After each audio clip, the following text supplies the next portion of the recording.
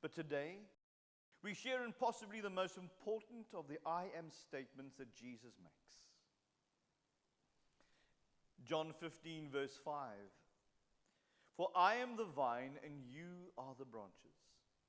For if you remain in me, and I in you, you will bear much fruit. But apart from me, you can do nothing.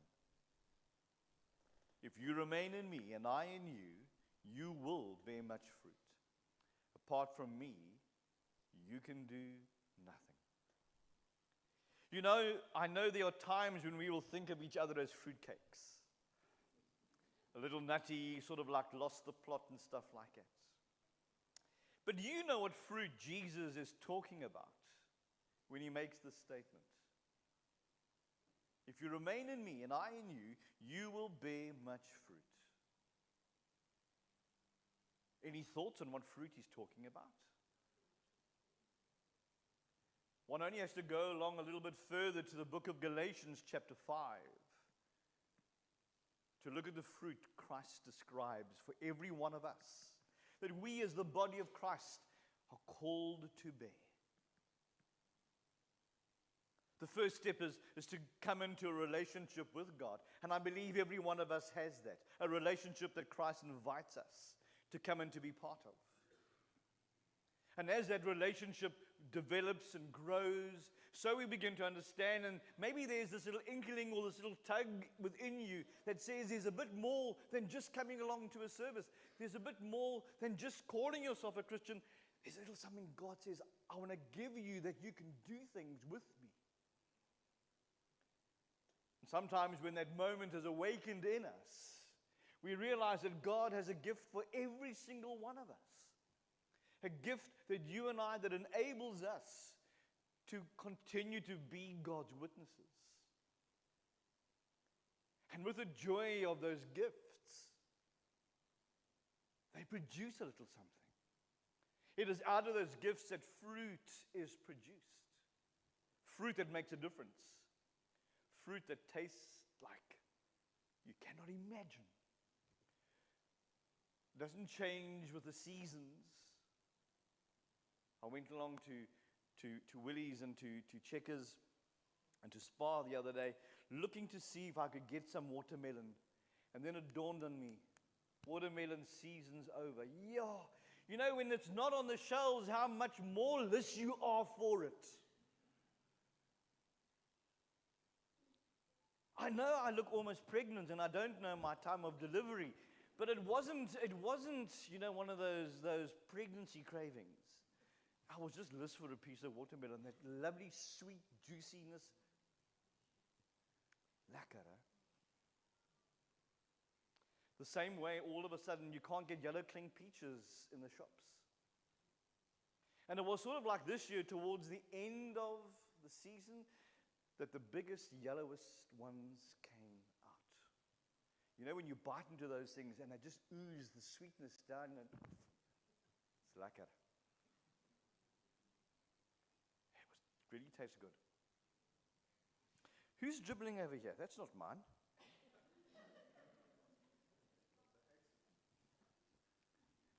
Were you thinking about that watermelon I was talking about? But you know, fruit doesn't just appear on its own. It doesn't just pop up. Fruit goes through a process in order for it to be born, for it to be picked, for it to be harvested, for it to be shared in a world around us. You see, for fruit to be born, it needs to be connected. It needs to be part of the tree. It needs to be part of the vine. Now, we don't really feel much cold down here, although I do notice some of you are wearing jerseys. I can pray for those of you who are wearing jerseys today, because you might not be well. You might have a fever. But if you go a little deeper inland, and if you have the privilege of staying in some of the small dorpies, you'll find that many of those houses, many of those homes, have fruit trees in the backyards. We grew up, when we lived in Dundee, having umpteen fruit trees.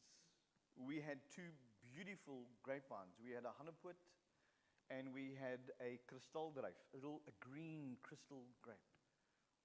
It's not like these variants today that are seedless. They had seeds in them. We had yellow cling peaches. We had Umsadal pascus. We had, I know you said nightingale peaches. Kalgat pascus. What's that in English? Nectarines. But Kalgat pasca, that's what it's called. We had apricots. We had different variants of plums. The small little plum, we had the prune plum, and we had like a yellowy, like, it was amazing. No, you didn't, but you did have the deploy boys who would go and raid the people next door's trees. But in order to enjoy all of that fruit, it was a process to get it to the point that you and I could enjoy it and enjoy the sweetness of every one of those fruits. It's at this particular time of the year, as they begin to get their first frosts, that those trees that bear that awesome lack of fruit require one of the most brutal exercises that is done. It's called pruning. If you prune too early, suddenly the shoots begin to shoot, and if the frost comes, the chances are that tree won't make it through the season. It'll die. If you prune it too badly, it might take a season or two before the tree is able to bounce back and be able to give you fruit. But when pruned just enough, the most succulent, amazing fruit as the spring and into the early summer begins to share. It is no different with us as Christians. Nowadays, people just want to jump in, be saved, and don't have to do anything and just enjoy all the fruit and the joys of being a child of God, but not doing anything. You've got the accolade, you've got the title, but God calls us to more than that. Like I said last week, He calls us to be more than just going to church, but He invites us to be the church. And for us to be the church, it means we need to be alive. And there'll be moments or times when we are pruned, when we are cut back. It's never comfortable, it's never lacquer, it's never easy. But in order to be able to have the best fruit and the nicest fruit, pruning is required. But not just pruning.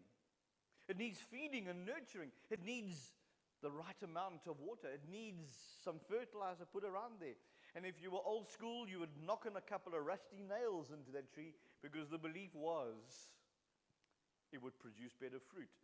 Still till today, I don't know what those rusty nails do, but I used to smack them in.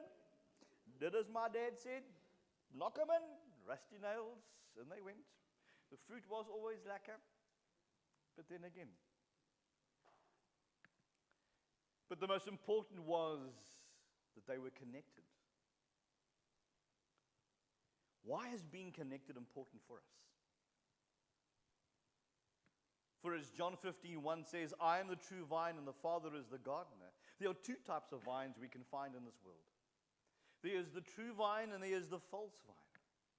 And it is very easy to attach ourselves to vines that are false, vines that bear no lasting fruit or any fruit at all. In a world that is filled with busyness, preoccupied with titles and positions and control and power and other people, bowing to you, when we go into the pursuit of success or social status, or you keep on checking on your WhatsApp or your Facebook or whatever it is, how many folk viewed your profile pics?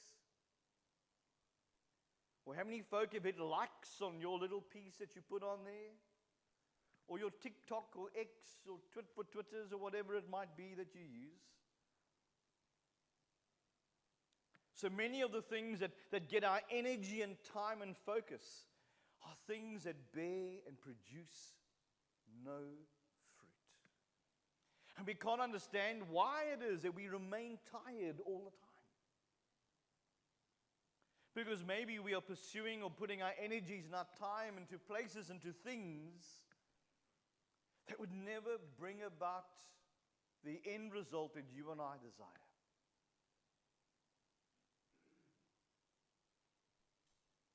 You see, staying connected produces fruit. For I am the vine and you are the branches. For if you remain in me and I in you, you will bear much fruit. Because apart from me, you can do nothing. But the fruit of the Spirit is, and this is for Carol. Check it, I got them right, Carol. I've written them down.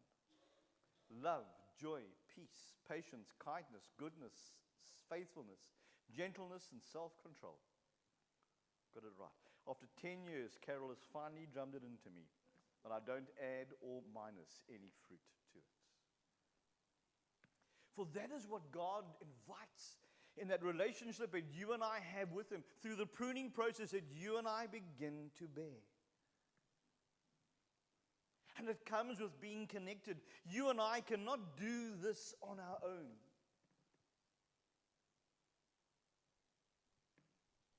I sometimes have folks saying, well, I can be a Christian on my own. I'm sure you can. But the danger is it becomes the gospel according to you.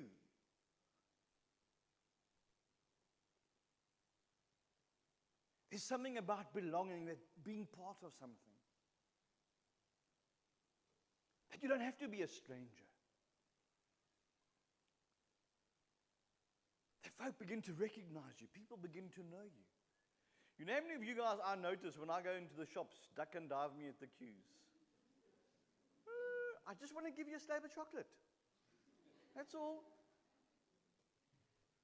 Don't worry about your weight. Just give you some chocolate. Don't duck and dive. Don't have to hide from me.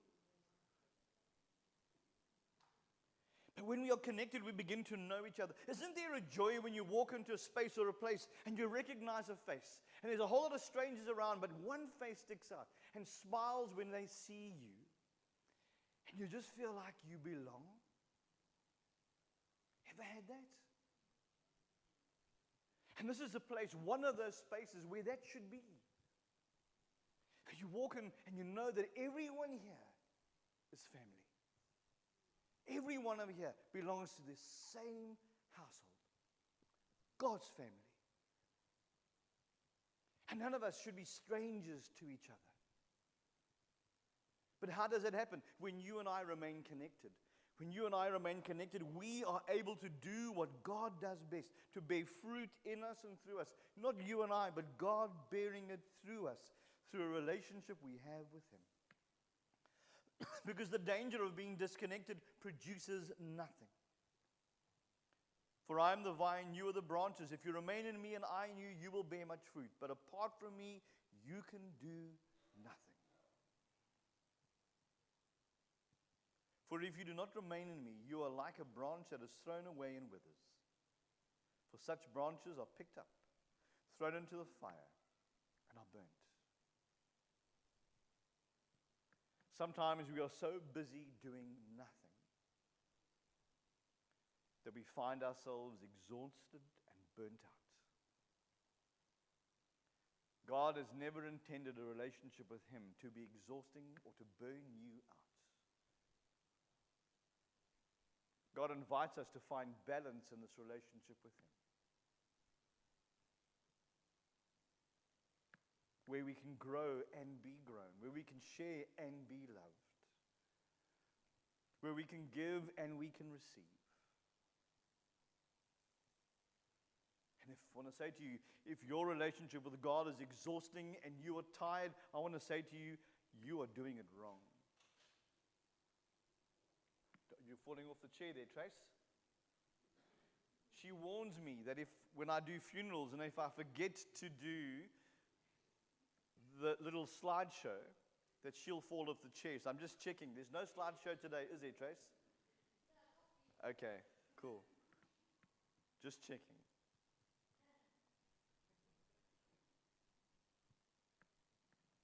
But the question we can maybe ask ourselves is, what are we connected to? And how do we stay connected to the vine that God produces and offers you and I? The answer is actually quite simple. To do what Jesus says. To do what Jesus does. For if you keep my commands, you will remain in my love. John 15, verse 10. What are God's commands? Right, so let's go to Exodus. Exodus chapter 20. We're going to do the 10 commandments. Right, so what is the first commandment? Come on, quick. You sure? No. You're now jumping along to Matthew. You just go to Exodus. First commandment is? Yeah, you went to a Catholic convent, didn't you? That's right. What's the second commandment? What's the third commandment? What's the fourth commandment? Fifth?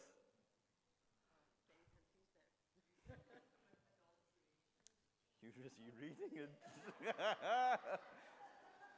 Well, I want to say to you, maybe more of you go along onto your phone apps and go and check out those commandments, because maybe we wouldn't be having the shenanigans in our land and in the world that we do. But when it becomes difficult, we become like the Pharisees and the Sadducees, like I said last week. So what we do, when you forget what it is, you just add another, and before you knew it, 613 were there. And yet Jesus simplifies it for every one of us. When Jesus was asked, and I said this again last week, when Jesus was asked the question, what is the greatest commandment? He simply said, love the Lord your God with all your heart, with all your mind, with all your strength, and with all of your being. First 4 of the 10 commandments. How's that easy for you? He said, and the second is this. Love your neighbor as you love yourself. The other 6. Don't kill, don't murder, don't envy, don't commit adultery. If we keep God's commands,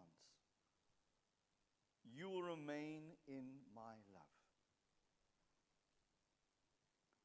Christ invites us as the body of Christ. My command is this: love each other as I have loved you. May we, as this part of God's body, may we learn to start loving and caring and acknowledging each other. May we come to share God's fruit with the world around us. May we learn to add new flavor. You know, on a Monday morning, a group of men, about 20 or so men, in the early morning service, I mentioned an odd. Now, the odd one isn't here now, but we'll ask him to explain to the men tomorrow morning when we gather. Gents, if you've got nothing to do between 9 and 10, and you want to enjoy a good chuckle and chat show, we've got a great group of guys who meet here on a Monday morning. Sorry, ladies. You always want him out of the house. No, you always want him out of the house. This is the opportunity to get rid of him. And we even offer a free odor cologne. It's called onion. Onion. Because any man who's been in that kitchen, so if you ask your husband, so where were you, and he doesn't smell like onion, I can tell you he wasn't at church. That's how you can know. Special branding. The onion smell is so pungent, it goes into your pores, that on a Sunday he just begins to smell normal, and you send him again. But you know, that soup that is made doesn't take, there isn't one person that makes it. It takes an entire team to be part of the process, to cook it, to test it, to taste it. And then it goes out to reach the lives of others. It bears fruit. And not peaches, watermelons, and stuff like that. It bears spiritual fruit because it goes out as a gift of love to men, women, young and old, that we would never ever get to meet in our lives. But it reminds them of God's love for them. That someone has cared enough to make a difference. That invitation is, as the guys get together and do this, they work as a team. For you and I as a church to bear fruit, we have to work as a team. This church cannot function without any one of us. You might sit here on a Sunday thinking, I don't really matter. You do. You do. Every part that you put in makes a difference.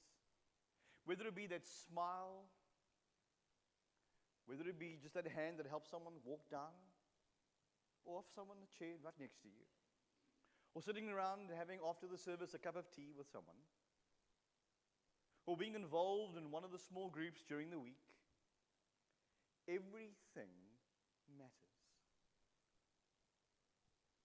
There might not be someone walking around with sticking badges on your chest saying, well done. But your presence matters. And that's how you and I learn to share God's love, God's grace, God's mercy. How we begin to share and harvest God's fruit. Now I want to invite you on Sunday the 31st. We're going to have a soup morning. No, the boys aren't going to be cooking your soup. So you're not going to be tasting their soup. But I hope that that morning it's really cold. I'm going to get you at midnight and put the air cons on. Rachel, you want to come? Really chill this place down. And I often hear people who talk about their signature dishes and stuff like that. And I've often heard folk say, what lekker soup. I heard Gary bragging a little earlier. I won't mention Amy's name. Bragging a little earlier about potato soup, Amy. Mm-hmm. Oh, you're nodding. 5 liters next the 31st. Thank you. I've heard folk bragging about their signature soup. Alex, ek het al gesien op julle Facebook, of skielik WhatsApp. En dit was Carrie 2 weke terug. Ek het al daai sop gesien. I like. Just be aware, eh?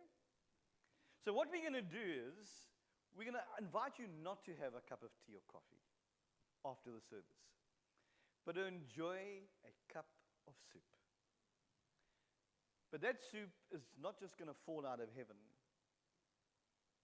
I want to invite you, if you have a signature pot of soup that you make, I want to invite you to make a liter or 2. Get hold of the office. Tell us that you're going to make. You don't have to tell us what soup you're going to make. I'd love to make a liter or 2, and I'll come and bring it on the 31st, that we can enjoy it after the service. Don't just get in your cars and run home. Because if you run home today, you're going to miss out one of the 75 koeksisters that are inside the kitchen. 75, you can count them. Okay, 74 now.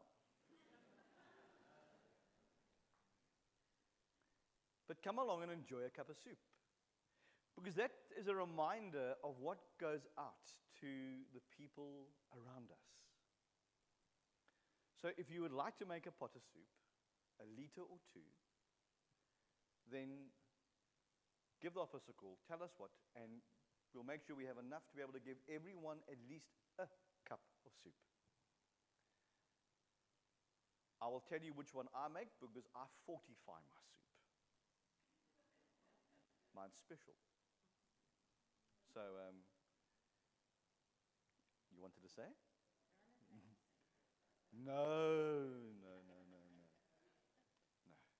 Special butternut soup. No, we leave that for Mondays. But I really want to encourage you, come and join us after that service and stay around for a cup of soup. Because we are reminded that just through a simple gesture like a cup of soup, we get to share some of the fruit of God's Spirit, love, joy, peace, patience, kindness, that goes out. So I'm not joking when I say, please offer to make a pot of soup or a liter or two. We can share. Because the week after, we want to invite you to bring on one of three ingredients with you. Either a stock cube or stock cubes, or some 3-in-1 soup mix, or some sand. Because these are the key ingredients we put into our soup. Now we do add vegetables, a large part of which are onions, but we do add veggies. But we would love to invite you to help us as we continue that journey and process. There might be one morning that I'll speak to the guys, and maybe we'll open it up to invite you ladies to come. But the problem is, the moment we bring you ladies, we're going to get told, you didn't wipe the counter, you're not stirring enough, there's not enough water, you got too little salt in. So we just keep it to a boys' thing. In that way, there's no tension.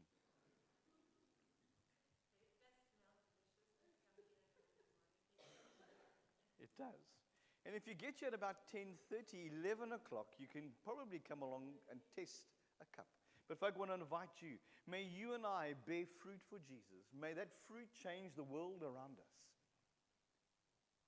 Not because we're perfect, but God is busy perfecting us, pruning and shaping us, that we can bear His fruit. So may God bless you as you go into this new week. Be in prayers with us as we share our synod this year. Starts on Wednesday. So as ministers in different circuits within as a cluster, we will be meeting from Wednesday through to Friday at synod, and it'll be in Pinetown this year. So pray for us, because we're electing the bishop, and we're electing the vice bishop, and we're electing treasurer, and a whole lot of bits and pieces. But we are about God's work. And pray that we would be focused on God's work, and that God gets the glory in what we do and who we put.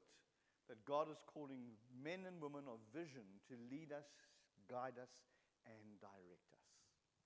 You can't vote for me. I already have a job. And that finishes next year, and then I'm done. So let us stand as we close this service off with the beautiful words, our marching orders. We'll walk this land with hearts on fire.